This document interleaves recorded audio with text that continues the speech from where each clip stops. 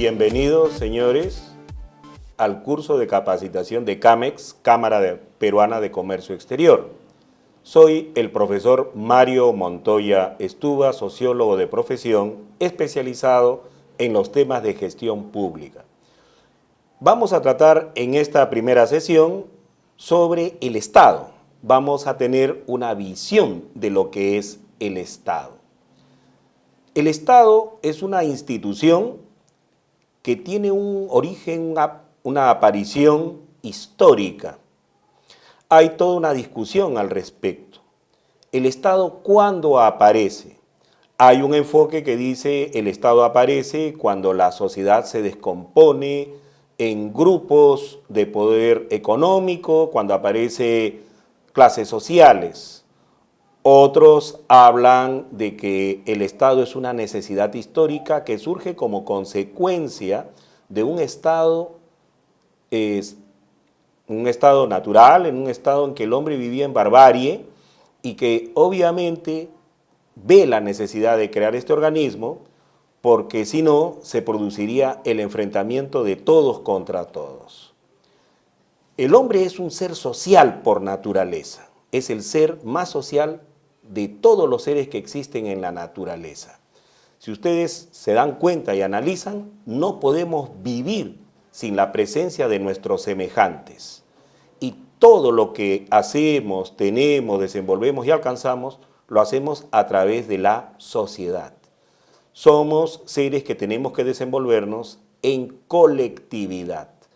Todo lo que tenemos, todo lo que alcanzamos, lo hacemos a través de una participación colectiva. El Estado efectivamente es una institución que tiene un surgimiento en un momento dado del desarrollo de la evolución de la especie humana.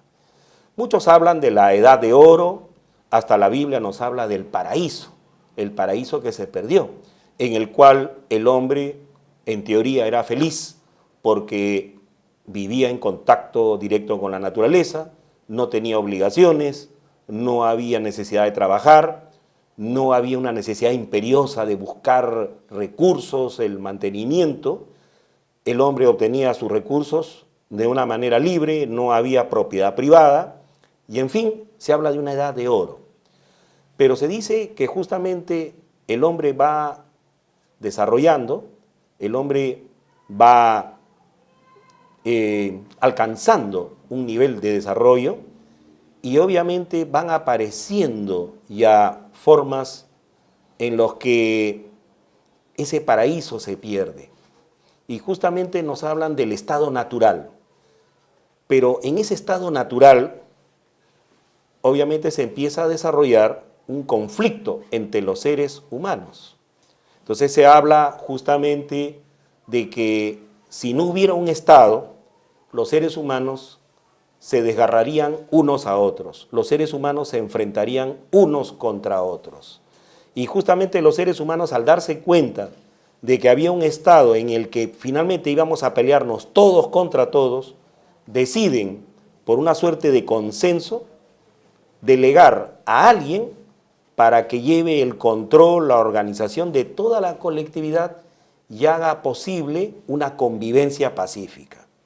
Ahí hay toda una discusión, porque justamente surgirían otros filósofos y dirían, no, el Estado surgió como necesidad de la descomposición en clases sociales, en grupos justamente de interés económico, y al final el Estado no es la representación de toda la sociedad, sino solamente la representación de un grupo que detenta el poder y quiere controlar. Bueno, vamos a ver nosotros varias y diversas definiciones y las vamos a estudiar y a entender qué significaron.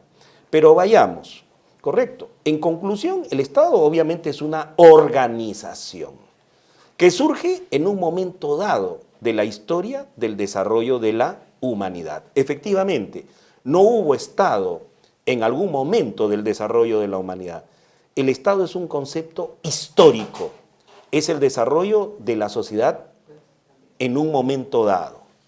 Y obviamente al comienzo podríamos hablar de una suerte de protoestado, porque al comienzo las colectividades efectivamente tenían agrupamientos de personas que se reunían como una suerte de consejo y daban ciertas pautas. Y el Estado en realidad es una organización que empieza a surgir en lo que en la historia tradicional llamamos el esclavismo. Y concretamente, las teorías del Estado como tal, como un enfoque orgánico, surgen en la Grecia antigua, en la Grecia de Platón y Aristóteles. Estos dos filósofos fueron los primeros en plantear una visión orgánica de lo que era el Estado. Y efectivamente ya hay ahí algo claro, una idea bastante clara de que el Estado es una organización cuyo objetivo final debe ser la búsqueda del bien común.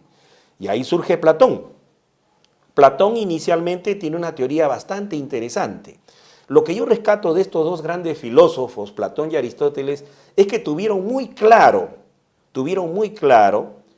que en la conducción del Estado, las personas que llegaran allí podían obviamente contaminarse por la ambición misma del poder, contaminarse obviamente por los beneficios que lleva el conducir una sociedad.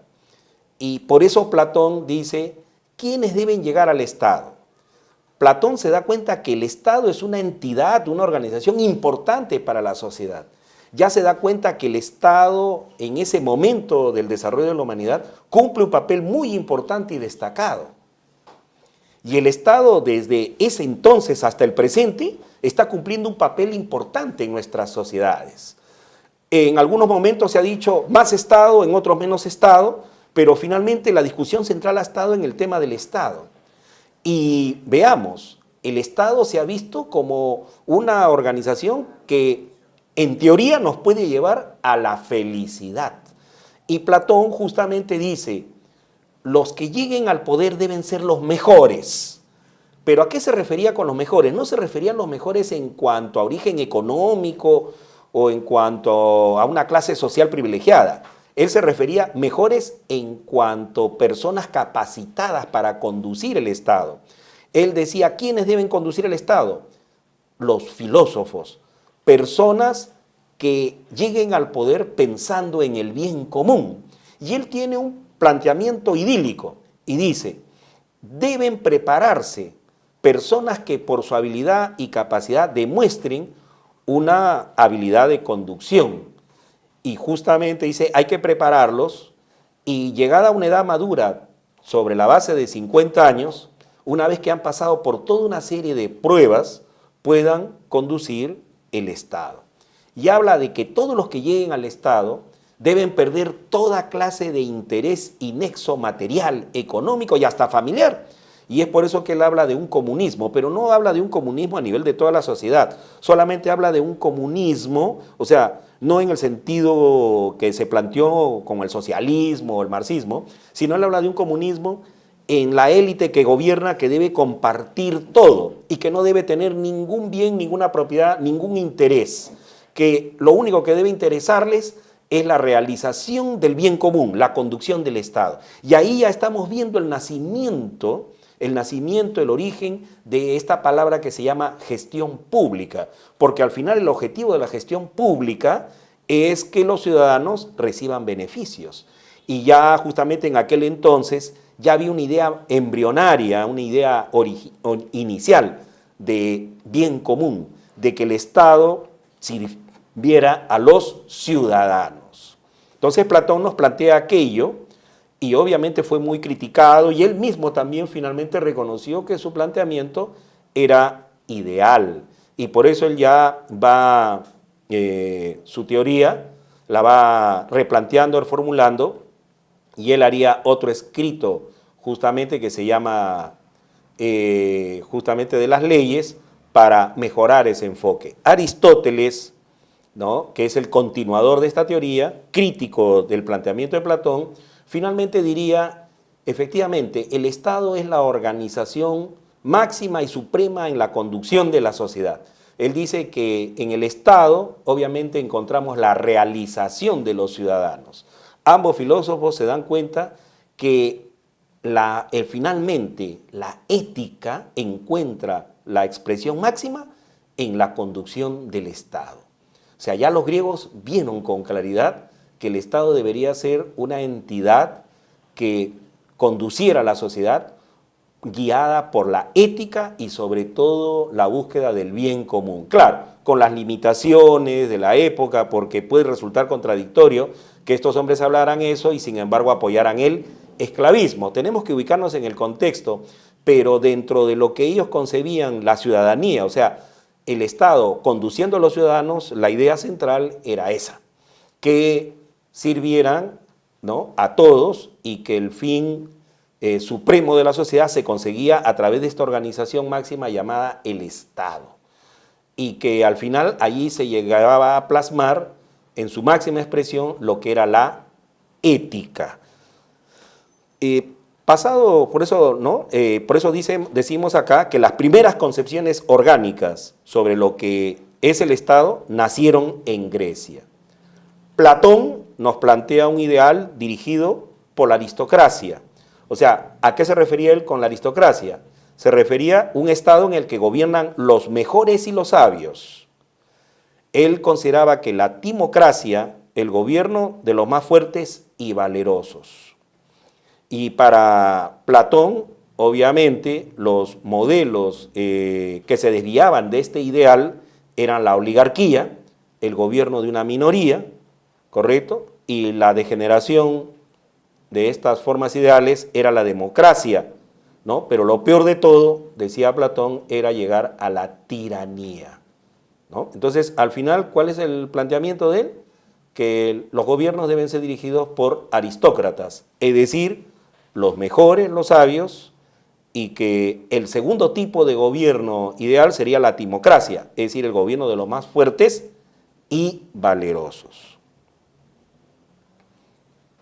Aristóteles, en su obra Política, dice lo siguiente: el Estado es la forma más perfecta de la vida en común, una forma en la que se crean condiciones para una vida perfecta que se basta a sí misma. El Estado es una comunidad de hombres iguales entre sí para la mejor existencia posible. Entonces, ahí estamos viendo un concepto ya inicial de lo que es una gestión pública, ¿no?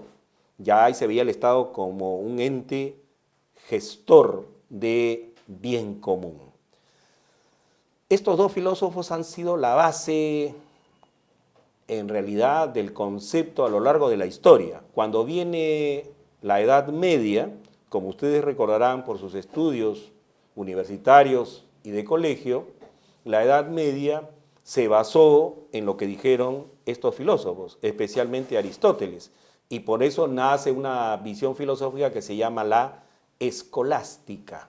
Y ahí tenemos pues a los grandes filósofos como San Agustín y Santo Tomás de Aquino, que obviamente decían pues que el Estado tenía como objetivo final, ¿no?, la realización de la ética. Entre la edad moderna y la actualidad han pasado varios filósofos y pensadores desarrollando una concepción del Estado que nos lleva hasta sus formas actuales. Por primera vez se reconoce que el Estado es una entidad que surge como una necesidad imperiosa para evitar la guerra de todos contra todos. El Estado es una necesidad para la supervivencia y el desarrollo de la civilización. En el siglo XVIII, tenemos el concepto de contrato social. Se produce la Revolución Francesa y tenemos también la independencia de los Estados Unidos de Norteamérica. Nace allí un nuevo concepto que daría pie a la filosofía de los contractualistas. Ahora se ve el Estado de otra manera, pero antes de eso hubo un pensador que desnudó la esencia del poder, que fue Maquiavelo en la Edad Moderna. Este filósofo se da cuenta que el ejercicio del poder efectivamente es una cosa descarnada, cruda, en lo que no hay muchos idealismos y en los que finalmente el aparato del Estado pues es manejado de una manera calculadora y fría, y que hay que buscar efectivamente el mantenimiento del poder. Efectivamente, Maquiavelo nos desnuda y nos hace ver el poder de una manera fría y descarnada. Nos enfrenta a una cruda realidad. Y entre esa visión idílica que tuvieron los filósofos griegos de que llegaran los mejores, de que Aristóteles planteaba un gobierno de mesocracia, o sea, un gobierno dirigido por ciudadanos que no fueran ni tan ricos ni tan pobres. Al final Aristóteles nos dice, el Estado debe conducirse de una manera tal que no haya gente tan rica que pueda comprar a otro, ni otro tan pobre que tenga que verse obligado a venderse a otro, ¿no? Buscaba un punto de equilibrio. En el siglo XVIII nacen dos grandes filósofos, como son Montesquieu y Juan Jacobo Rousseau. ¿Qué dicen estos señores? Correcto, el contrato social.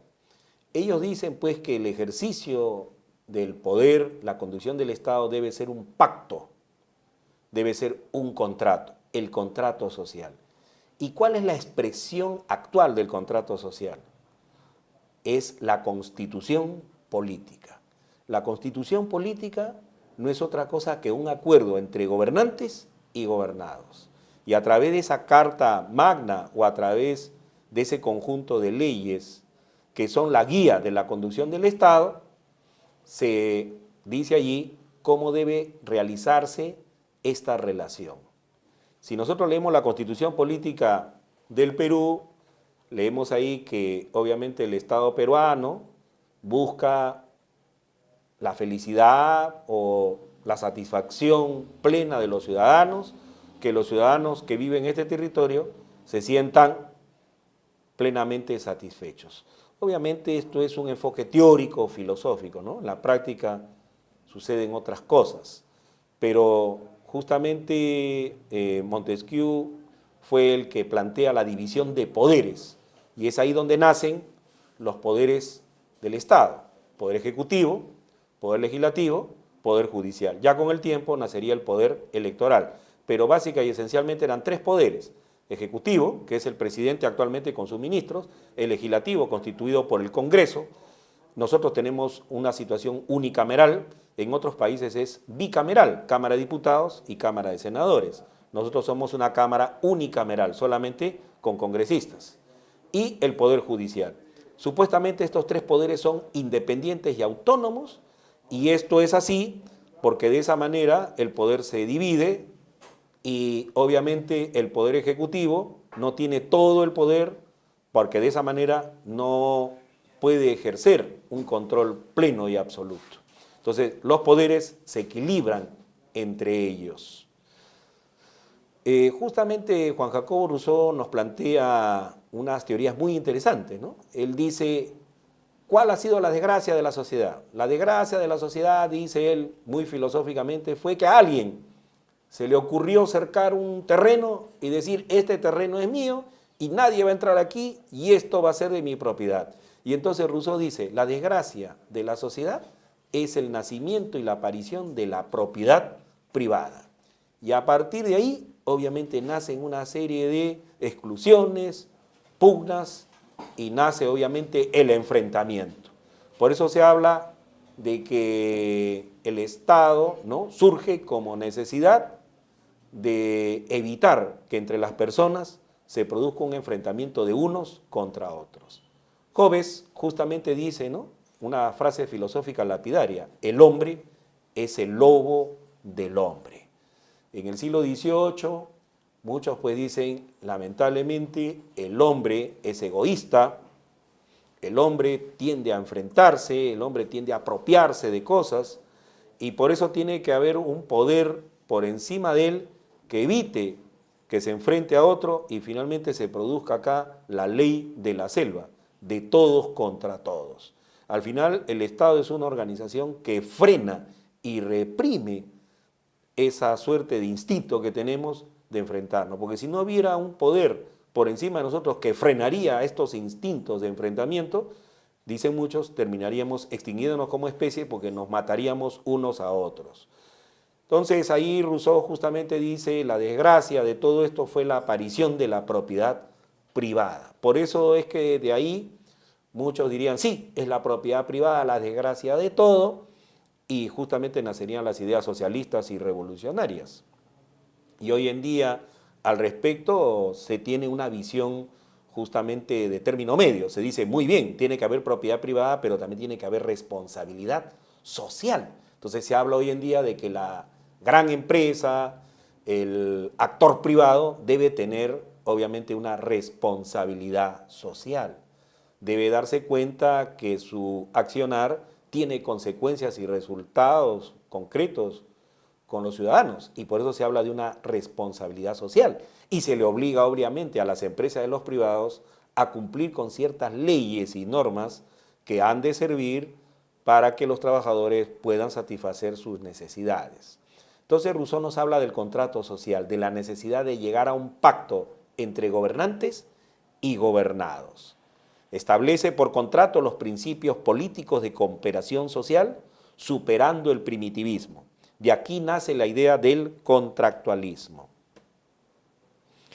Entre los principales representantes del contrato social tenemos a Tomás Hobbes, ¿correcto?, de la Edad Moderna, siglo XVII, tenemos a John Locke, tenemos a Juan Jacobo Rousseau, y en los tiempos modernos tenemos al filósofo norteamericano John Rawls, fallecido en el año 2002, quien nos habla de la teoría de la justicia redistributiva. ¿Qué cosa es el contractualismo? Que es lo que guía actualmente al Estado. Es una doctrina filosófico-jurídica que nos dice que la sociedad y el Estado nacen de un pacto y que ese pacto se expresa a través del contrato social, que no es otra cosa que la constitución política. ¿Correcto? ¿Qué es el contrato social? Un conjunto de normas que van a regular la actividad de los individuos en la sociedad. Y los individuos en la sociedad van a delegar en un organismo superior llamado el Estado para superar ese estado natural, primitivo y de barbarie. Obviamente, antes, en el estado previo de naturaleza, solo se da una existencia individual, no hay un consenso de grupo, y obviamente los hombres se dan cuenta que tienen que pactar, que tiene que haber un contrato social y que eso les va a permitir vivir en sociedad. Entonces, el Estado nace como consecuencia de la superación de ese estado de naturaleza. Actualmente, ¿cómo se ve la política y el Estado? Indudablemente que el Estado es el organismo a través del cual se expresa el accionar político. ¿Correcto? La política se realiza a través de las acciones del Estado. En teoría, lo ideal es que la sociedad, a través del Estado, busque el bien común, la capacidad de gobernarse a sí misma, capacidad de organizarse políticamente. Y obviamente para ello hay la creación de leyes, instituciones que van a poner límites, obviamente, a ese instinto de los seres humanos de luchar unos contra otros. En teoría, la sociedad a través del Estado busca el bien común. ¿Correcto? Muy bien. Pasemos ahora entonces a lo que se definiría como un Estado. He cogido acá la definición de algunos importantes filósofos. Tenemos Jelinek. Jelinek dice, es una asociación de hombres sedentarios dotada de un poder organizado de mando originario. Kelsen tiene un concepto más interesante. El Estado es el ámbito de aplicación del derecho. O sea que a través del Estado se va a aplicar el derecho. Estado y derecho son dos conceptos que van unidos de la mano. El Estado es el derecho como actividad normativa. Weber, un filósofo alemán muy interesante también, nos habla de la aparición del Estado como una organización. Y él dice, el Estado es la coacción legítima y específica, coacción legítima, porque efectivamente el Estado va a ejercer una fuerza, una coacción, pero es legítima y específica. Es la fuerza bruta legitimada como última razón que mantiene el monopolio de la violencia. Pero ojo, aquí pareciera que Weber estuviera muy limitado, pero Weber es un filósofo que da un enfoque de lo que es la burocracia, porque obviamente a través del Estado vamos a ver un aparato burocrático y él dice, pues él es el teórico de la burocracia del Estado.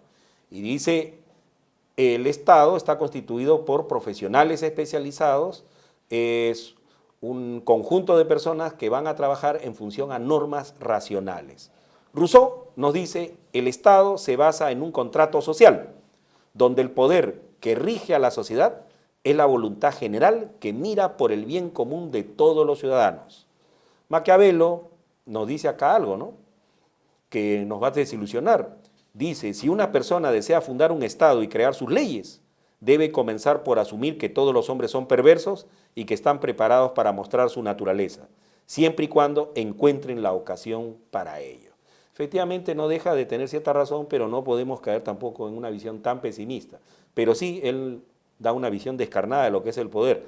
Efectivamente, para eso existe la intervención de la sociedad civil para evitar esos desmanes del poder. Hegel, el gran filósofo, dice, el Estado es la realidad de la idea ética, es el espíritu ético en cuanto a voluntad patente, clara por sí misma, sustancial, que se piensa y se conoce y que se cumple lo que se sabe. O sea, él le da un papel muy importante al Estado y dice pues que el Estado es obviamente la realización de la idea ética. Marx dice, el Estado no es el reino de la razón, sino de la fuerza. No es el reino del bien común, sino del interés parcial. No tiene como fin el bienestar de todos, sino de los que detentan el poder. No es la salida del estado de naturaleza, sino su continuación bajo otra forma. O sea, para él el Estado no es la superación del estado de naturaleza, sino sigue en ese estado de pugna el hombre, pero ahora bajo una organización que somete y controla a unos contra otros. Finalmente, ¿qué diríamos que es el Estado? El Estado es en realidad una forma de organización social, económica y política. Obviamente una es una organización social porque está hecha por seres humanos, económica porque efectivamente a través del Estado se da una conducción, una orientación de la economía del país, de un territorio, y política porque obviamente a través del Estado van las grandes pautas de orientación de por dónde debe ir la sociedad. Entonces es una organización social, económica y política conformada por un conjunto de instituciones. Efectivamente, el Estado es un conjunto de instituciones que tienen el poder de regular la vida comunitaria nacional. Efectivamente, el Estado es una entidad que regula tu vida y de ejercer la coacción generalmente solo en un territorio de manera soberana, porque efectivamente el Estado ejerce su control en un territorio de manera soberana, es decir, sin que intervenga otro poder extranjero sobre esa zona de jurisdicción. Pero efectivamente el Estado da medidas, leyes y normas que van a afectar la vida de todos y cada uno de nosotros. Por ejemplo, ¿no es cierto?, pago de impuestos. Tengo que pagar impuestos, me guste o no me guste. Y justamente el organismo encargado de eso se llama SUNAT. Y SUNAT es una institución del Estado. Por eso dice el concepto, ¿no? Está conformado por un conjunto de instituciones. Ahí tenemos una de las instituciones del Estado, la SUNAT. Y si nosotros leemos en las normas de la SUNAT, vamos a encontrar que la SUNAT tiene la capacidad y el derecho de ejercer coacción. Efectivamente, si tú no pagas impuestos y te muestras reacio, la SUNAT puede ejercer una acción de embargo y de intervención por la reacción contraria al pago de tus tributos. Si yo, por ejemplo, agredo a un vecino, obviamente este me va a denunciar a la policía, me va a denunciar ante el Poder Judicial y obviamente voy a sufrir un castigo, una sanción. Y si yo me pongo reacio a ello, obviamente la policía tiene derecho a ejercer la fuerza. Efectivamente, el Estado tiene el derecho legítimo de ejercer la coacción.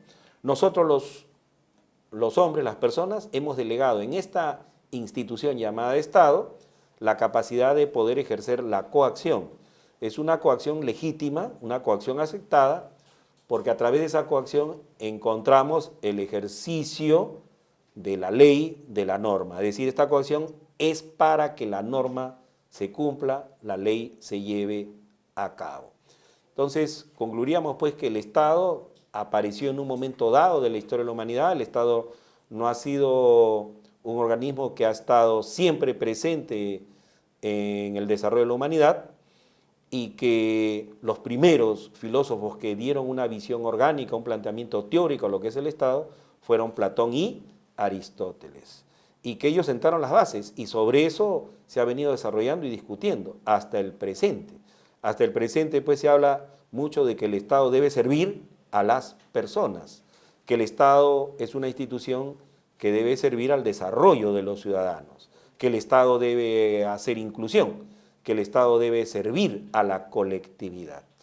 Ahora, obviamente ya en las teorías modernas pues vamos a encontrar, hay muchos enfoques, ¿no?, sobre lo que es el Estado, pero como consecuencia, obviamente, de lo que sucedió en la historia, vinieron las revoluciones socialistas, vinieron los conflictos, entonces muchas sociedades, muchos filósofos se dieron cuenta que había que cambiar el enfoque, y es así donde va a nacer, y eso lo vamos a ver en la próxima reunión, lo que se llama el welfare state, o sea, el Estado de beneficio, el Estado benefactor, que logra pues su máximo esplendor, logra desarrollarse a lo máximo, sobre todo en la sociedad occidental, en los países desarrollados como Estados Unidos, Inglaterra, Francia, en la década de los 60 y 70, y ahí en la década de los 70, 80 entra en una grave crisis, se reformula la participación del Estado, eso lo vamos a ver en qué consistió, pero el Estado ha cumplido, en los tiempos actuales ha cumplido un papel importantísimo en la vida de las sociedades. El Estado ha cumplido un rol importantísimo. El Estado ha sido el que ha guiado muchas veces en muchas sociedades el desarrollo de las mismas hacia la industrialización y hacia la mejora de la vida de los ciudadanos. Entonces, en la próxima reunión estaríamos hablando ya de lo que es el Estado al servicio y beneficio de los ciudadanos. Muchas gracias por su atención.